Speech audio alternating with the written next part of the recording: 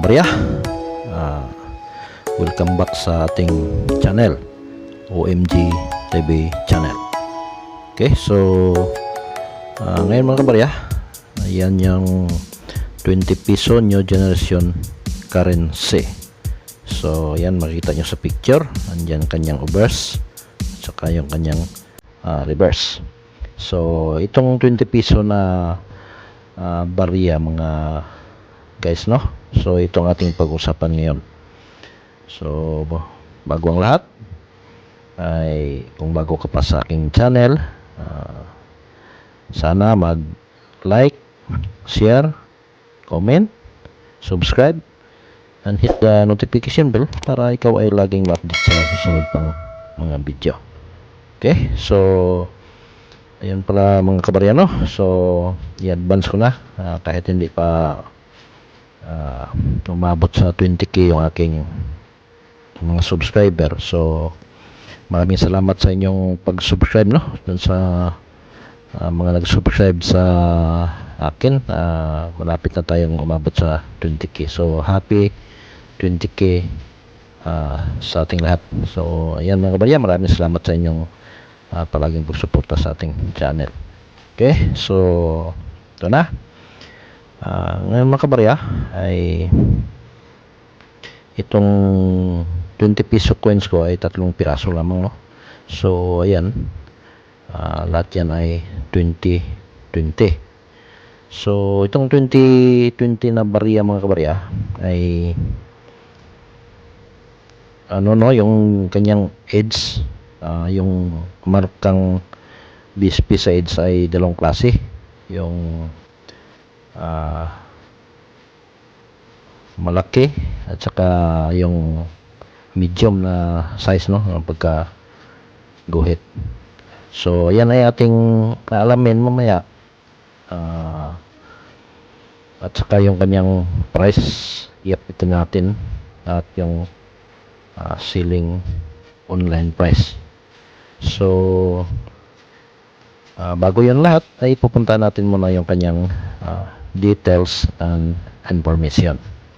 Okay, so ito na mga kabarya, yung kanyang pictures galing sa Numista.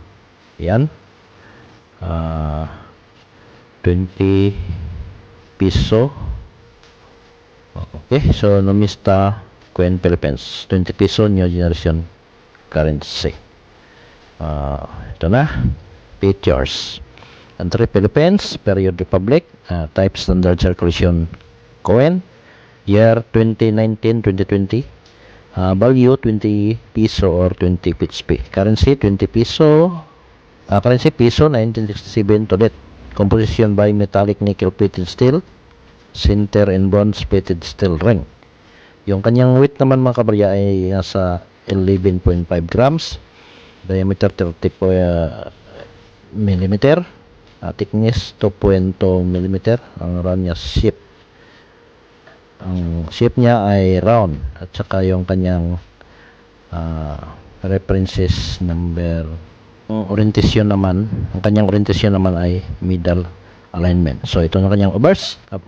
The portrait of Manuel Quezon, the first president of the Commonwealth of the Philippines, is etched on the obverse of the coin, along with the markings Manuel Quezon, 20 peso, Republika ng Pilipinas, bold font in microprint, and the mint mark. Okay, so engraver BSP, designer Julius Cesar Moraga. Reverse, Sai Pipura Nilad, a plan that originated the name of the Philippines capital Manila, logo of the Bangko Sentral ng Pilipinas, Malacanang Palace, microprint of Bangko Sentral ng Pilipinas, nakalettering Nilad, Bangko Sentral ng Pilipinas. Ang designer is Julius Cesar Moraga. Ang kanyang edge mga kabarya ay plain with edge inscription of BSP at 6 angles. So yan mga kabarya, no? Yung ating barya ay bilog, may nakalettering sa gilid na bali 6 na angle, no? Yung BSP, baliktaran yung mga kabarya. Okay, so ito Yan ang kanyang price. So, ating titingnan mamaya.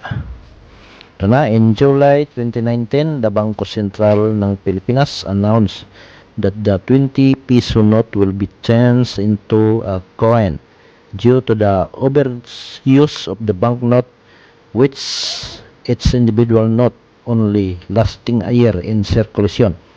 The decision is based on the research by the University of the Philippines.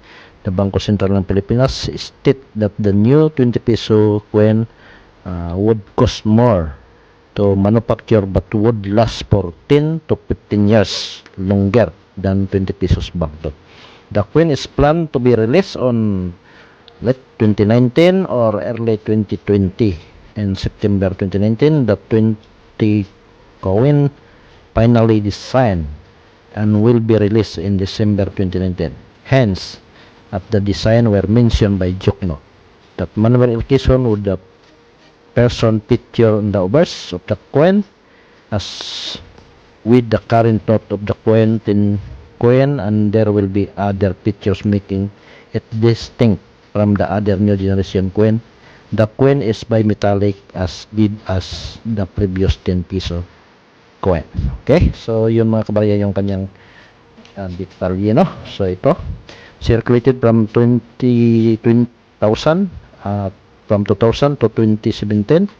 In 2020, the mint mark from lower become upper along the 25 centimo and to the peso.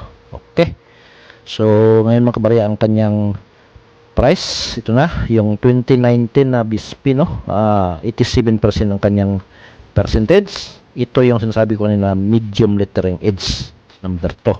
So ayun mga kabarya, ang uncirculated niya ay nasa 171.59 pesos. So napakalaki ng kanyang price. Ito naman 2020 BSP, big lettering edge 3. Yan mga kabarya, 20% yung kanyang percentage. Ang uncirculated naman niya ay nasa 72.95 PHP. So yun mga kabarya, no, medyo malaki yung price ng ating 2019 na BSP.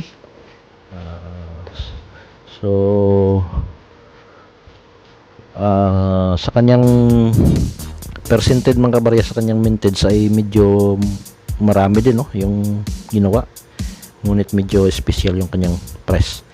At ito naman yung kanyang price online mga kabarya ay ating titingnan, no, para mayroon tayong pagbabasihan sa ating mga barya. Okay, ito Philippine 2019 20 peso NGC by metallic NGC coin uncirculated. So ayan mga kabarya, so 1,280.19 PHP, nasa 26.50 US dollar. So yun ang kanyang high price mga kabarya sa ngayon sa selling online.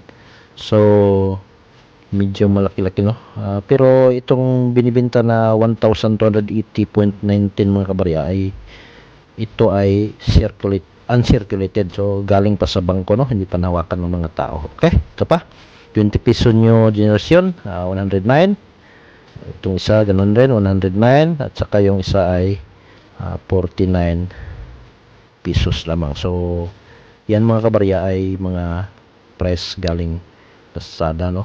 So medyo standard lang, pantay-pantay lang doon sa price ni Numista. So yan mga kabarya, ang mga price nating nasagap galing sa online selling, no, selling online. So yung ating 20 peso mga kabarya ay sa ngayon ay yung dalawa ang kanyang style, no, design, yung lower min mark at saka yung upper min mark. Ayan, kung makikita nyo yung aking 20 peso ay yung sa kanan ay lower min mark at ito namang sa kaliwa ay upper min mark. So yan ang mga bagong design mga kabarya nung 20 peso coin BSP, no, sa year 2020-2021. So yung 2019 naman mga kabarya na 20 piso ay lower min mark. Okay? So, yan yung ating mga bariya na 20 piso. At kung meron kayo nito, ay pwede nyo mabintahan. Hanapan nyo lang ng buyer sa online, sa Facebook. No? Maraming buyer doon. Okay? At dito lang muna yung ating discussion about 20 piso mga kabarya. So, bago tayo magtapos ay may ilang mga shoutout dito. Shoutout tina Gregorio Dacanay. So, magandang araw dyan sa iyo from Tacorong City. So, Tacorong ay nasa Mindanao, no? Sa Cotabato. Okay. So, magandang araw dyan lahat sa Tacorong City. Okay. Shout out din kay Prebilino Kakanindin Baldi. Okay. So, galing from Ilocos Sur. So, magandang araw lahat dyan sa Ilocos Sur. Shout out din kay Florencio Shua. So, yan. So, magandang araw sa iyo. At alam ko itong ibig mong sabihin, no? Yung price na naka-indicate sa video ay selling price online.